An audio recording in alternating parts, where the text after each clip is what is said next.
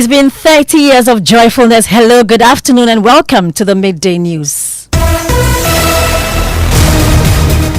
The Midday News is live on Joy 99.7 FM and hits 103.9 FM here in Accra. In Kumasi, we are on Love 99.5 FM and on myjoyonline.com. We are also live in all 16 regions of Ghana via our various affiliates, live on X Spaces and on Facebook. The Midday News is supported by Petrosol Platinum Energy, energizing dreams. Coming up, law lecturer at the University of Ghana says President Mahama's silence on the Sami Jini dollar scandal is unacceptable as he calls for tougher sanctions to protect the goodwill government currently enjoys.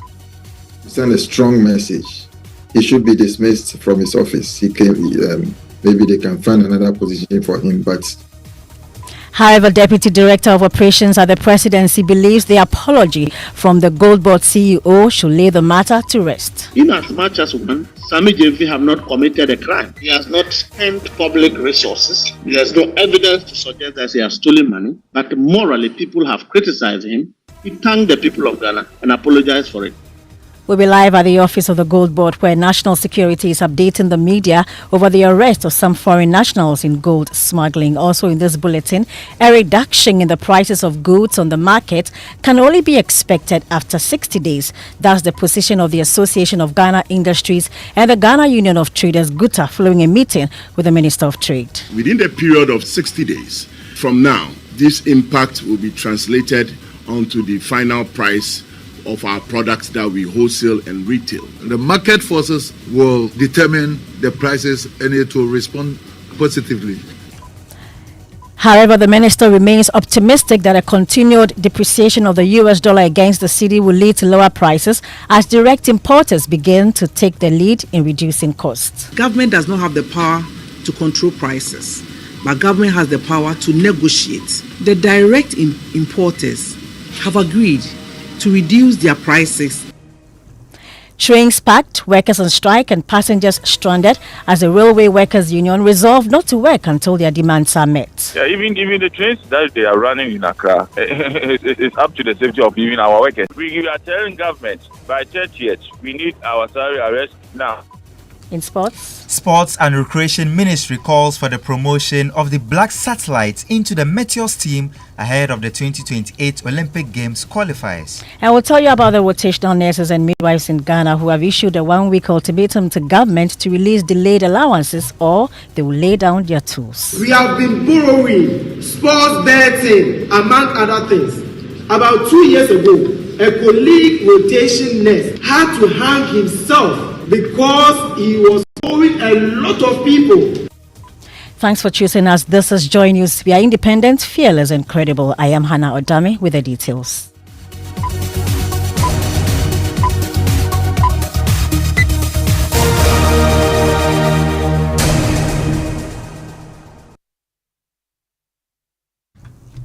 In our first story, a law lecturer at the University of Ghana, Professor Kwadwo Epejetia, has criticized President John Mahama's continued silence over the ongoing dollar scandal involving the Chief Executive Officer of Gold Board, Sami Jini.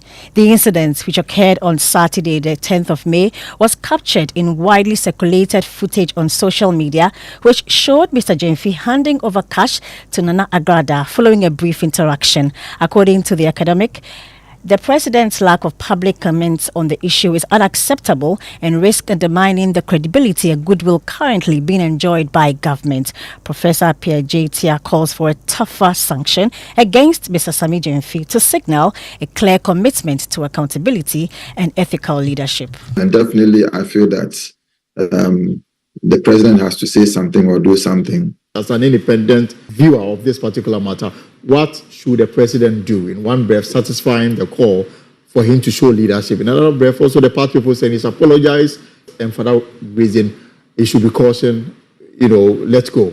But if I were to be in the position of the president, I would have wanted to set a strong precedent by asking for his dismissal. But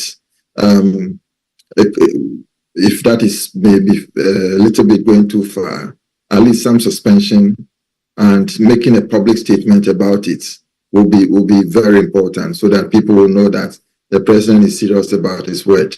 So I leave it in the hands of the president. It's his discretion to take any decision that he thinks appropriate. But I think to send a strong message, he should be dismissed from his office. He can, maybe they can find another position for him. But well, an MPP member of parliament for Bekwa in the Ashanti region, Rafo Poku, says the laws must simply be made to work. What the NPP is saying, more or less, the NDC should take it as a reminder of their own code of conduct. That even if the president has forgotten so soon, this should serve as a reminder to the president that, look, just a couple of days ago, you outlined your own code of conduct. And here is somebody, not any ordinary person, but somebody coming from the youth with a lot of followers. You're giving the young people in your party opportunity to serve this nation. And therefore, you should be seen to be stamping on your leadership at any and every opportune time that becomes available to you. That is what we want the government to see in.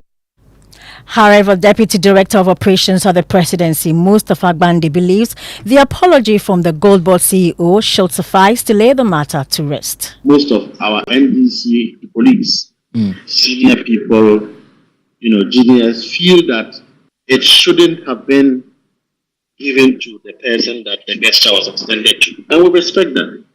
We have also heard a lot of Ghanaians express some concern. And we respect that also. Look, President Mahama have constituted for the people of Ghana a very humble, conservative government. All right? We, as young people, have been given the privilege to serve. Just as Sami Jini, a young man, within 2-3 months, have been able to set up a gold board. And so they are behaving as if $800 is what one have not seen before.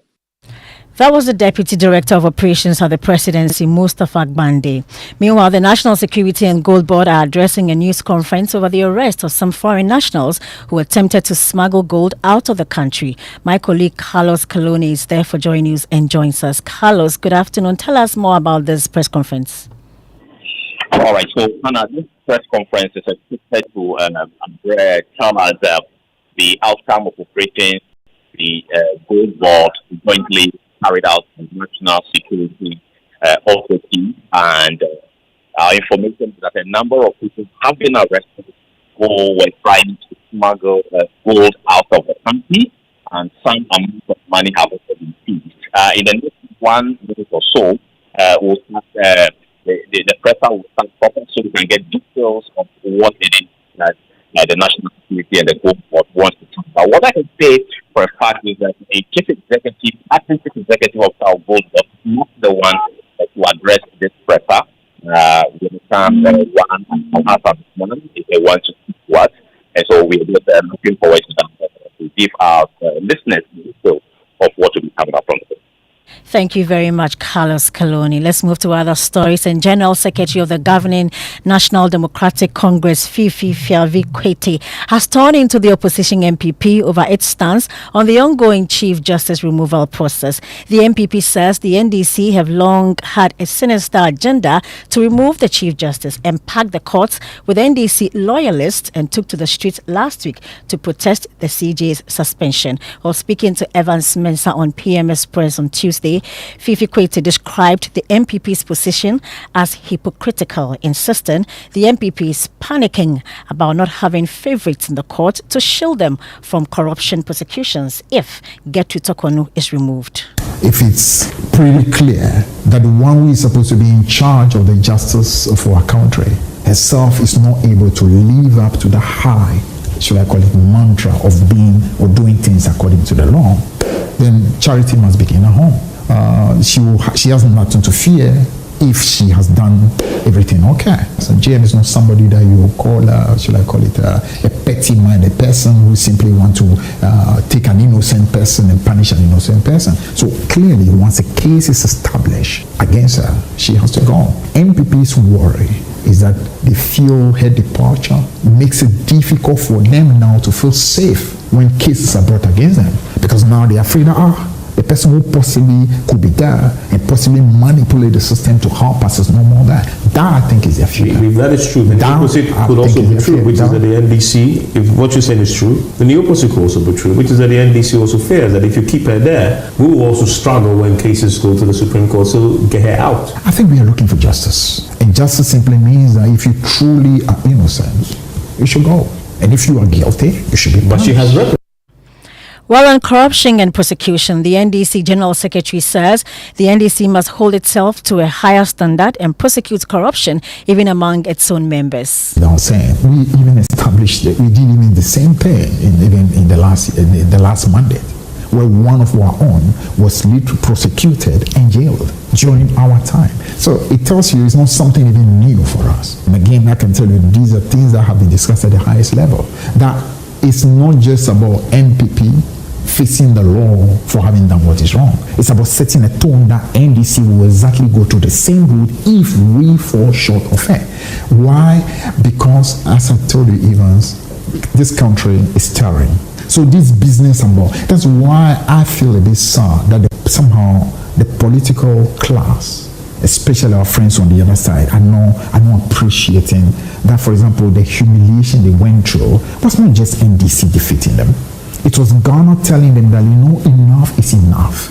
Now, if we really do not understand that the mood of the country is a different mode, it means that we actually are even shall I call it, we are even less wise than the NPP.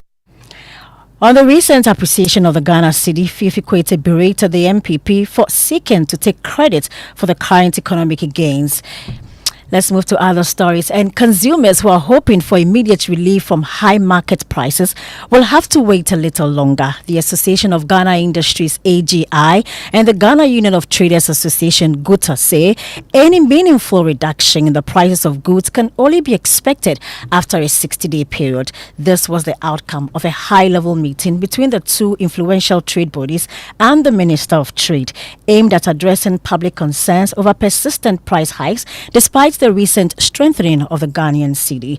According to both AGI and GUTA, the delay is due to the time needed for new imports, which reflects the improved exchange rates to arrive to the market and replace existing stock, which were purchased at higher cost. Let's hear from GUTA President Dr. Joseph Obing. The government should continue to do its good work by sustaining the appreciation of the local currency, the cedi, and we will do our job. We will respond positively. The market forces will determine the prices and it will respond positively. We are in a highly competitive market. Most importers have started getting benefits of this, and most of them have started showing and sharing the benefit to the consuming public. You just have to search the market and you'll find this.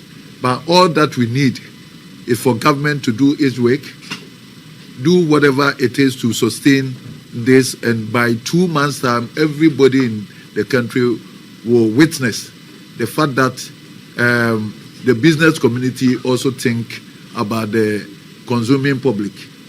We depend on our customers, the consuming public, to survive as businesses. And there's no way we will not share any gains when we have it. When we have it, we will share with you. Well, President of the Association of Ghana Industries, Dr. Humphrey Ayim-Dake, says his members are observing the market trends and will adjust accordingly. We commend government and also say to government that we are committed to the cause of reflecting these gains in our pricing in our various business activities. As stated by my colleague, it's as a result of the forces of demand and supply that determines price on the market. We believe sincerely that within the period of 60 days from now, this impact will be translated onto the final price of our products that we wholesale and retail. We also strongly believe that in the midterm budget review, we will see further reflection and commitment from government regarding these gains. But the Trade and Industry Minister, Elizabeth Ofosu-Adjare, is hopeful the ongoing negotiation with the trade bodies will yield positive results. We have stated that government does not have the power to control prices, but government has the power to negotiate with our stakeholders to ensure that traders, manufacturers, and consumers take advantage of an opportunity when it happens.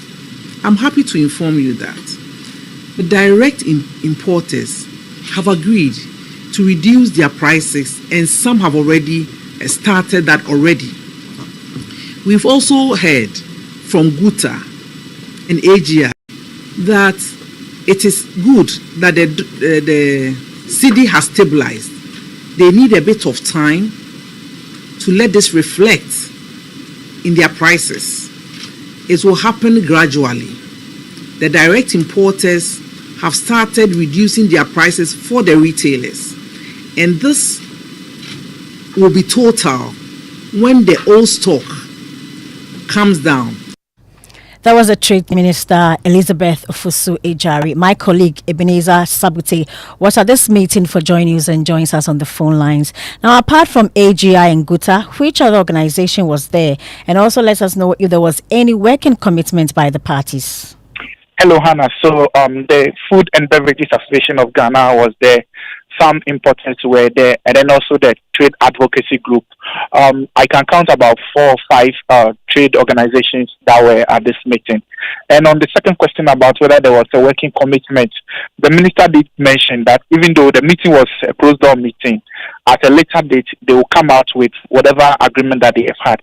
So for now, I can say that there has been a verbal commitment of a sort on what they should do, which is to bring down prices of goods and services in the market. But that will happen in the next 60 days. Although the importers have begun reducing the prices from goods that they imported into the country. Okay. Thank you so very much, Ebenezer Sabute. Now, workers of the Ghana Railway Workers Union have resolved not to return to work until all their poor working conditions are resolved and delays in salaries paid. The workers who commenced a strike yesterday are also calling for the privatization of the railway sector, citing chronic mismanagement by the Ghana Railway Company Limited. Listen to Chairman of the union's branch in Accra, Justice Ejapong. We are pleading with the government to turn to us. The company should be given to a private entity who can work, whether local or foreign companies. The railway sector is big, and if it becomes better, it will help all of us. So my colleague Collins Frimpong is at the Tema railway station and joins us live with what he's observed so far. Tell us, with the workers on strike, what's the situation on the ground now, Collins? Hannah, this afternoon, the train which should currently be stationed in Accra, preparing to transport passengers to Tema, remains packed at the Ghana Railways Company workshop, at the Tema workshop. And it sits alongside another train branded with the Ghana flag that we normally see on our rails. And that has been out of service for nearly a decade. Security guards at the facility told me that they fear parts of the train could be stolen as they are unable to afford padlocks to properly secure the workshop. That's the Ghana Railways Company Limited workshop. So you also spoke to some of the traders who sell along the rail lines. What have they been telling you?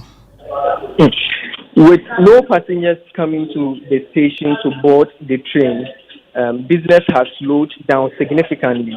A porridge seller that I engaged told me that because of the passengers not coming around, she needed to increase the quantity that she has been fetching for people over there. Situation if it says edwuma or why edwuma market no ye mam kwafo ba ha bebre say obetoku wo betwentren na kokko ne ready. She tells me that businesses is moving on very slowly compared to the time that when the workers were working and people were coming in, but that's not the issue today. She has to reduce the prices or how she fetches the porridge for people or the buyers.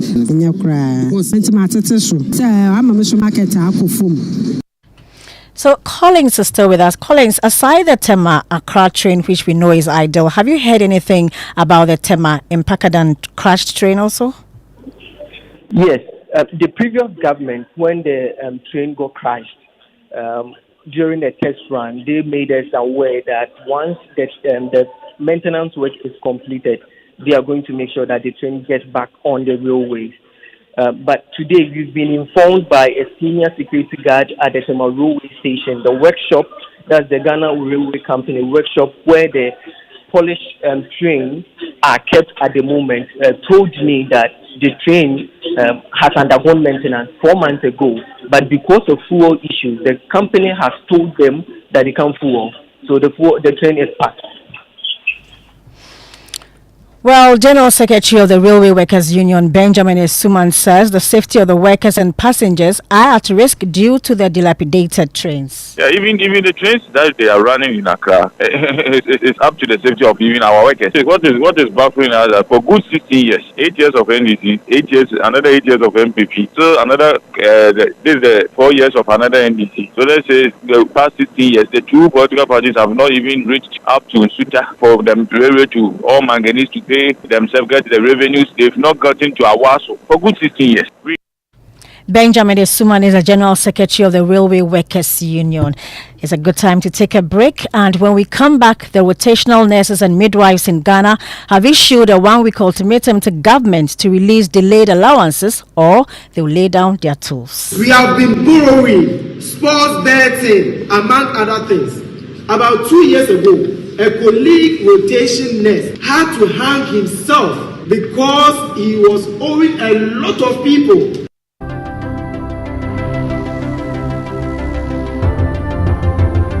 When budgets are tight and money difficult to come by, you want to be sure you get the best value for your money. These are not times to be spending money fixing expensive engine problems because of cheap fuel and lubricants. Drive to a petrol source station today and buy your quality fuel and lubricants, and rest assured of fuel that lasts long and lubricants that prevent expensive engine problems. Hear the sound.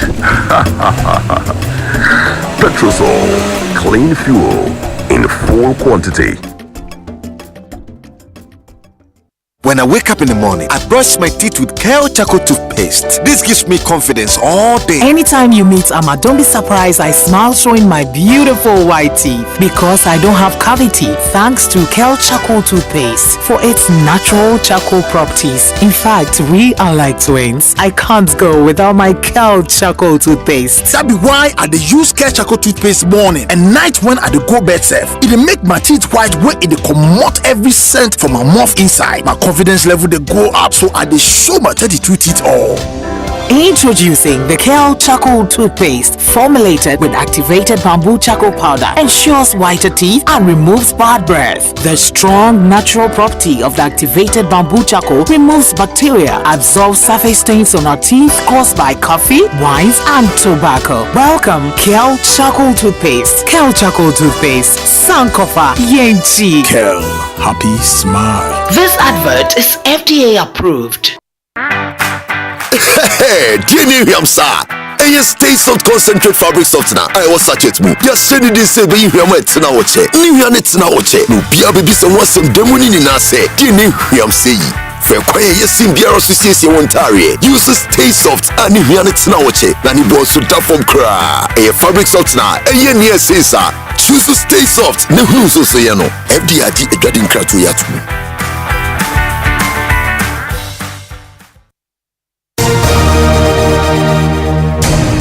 Yeah, welcome back, and Mubarak has joined us with the sports news. Yes, Hannah. So the Ministry of Sports and Recreation wants the Black Satellites to be gradually promoted into the Under-23 team as part of preparations for the 2028 Olympic Games qualifiers. Now, despite their painful quarter-final exit from the Under-20 AFCON in Egypt, Minister Kofi Adam says the players showed promise and deserve to be kept together. Our team, the U20 team, yesterday painfully were exited from the African Championship at the quarter-final stage. That team is really a very good team, and I believe that it is the team that when you keep it with few additions, they will grow to become the Under-23 that will be participating in the Olympics competition to be hosted again by, I think, United States of America. And when that time comes, I believe football and many other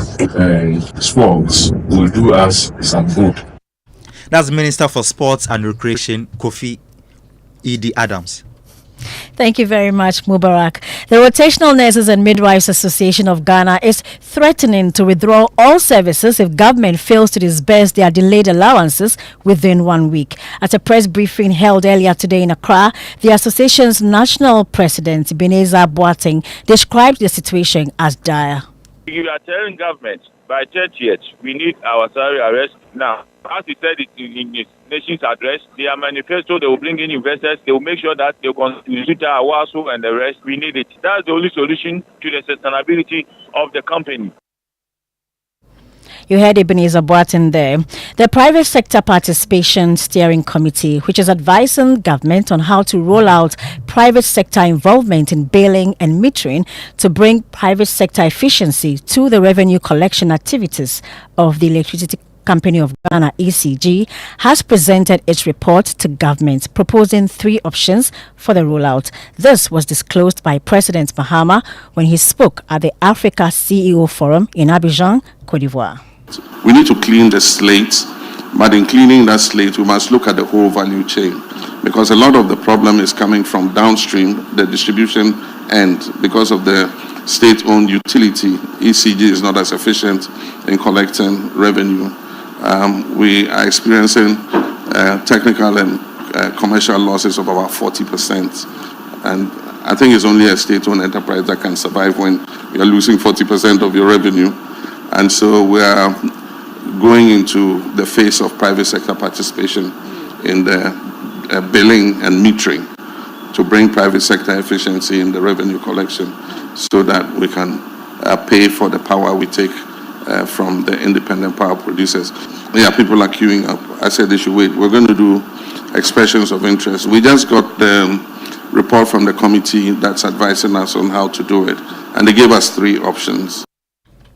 Well, the president added, with the kind of investments that Ghana is currently making, the country should be able to eliminate fossil fuels from its power generation within the next 4 years. Ghana has a comparative advantage to produce solar because we have abundant sunlight. Indeed, if we could export sunlight, we would be one of the richest countries in the world.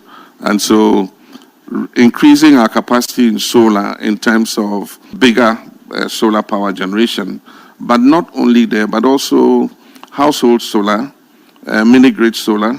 I mean, there are many options that we could look at.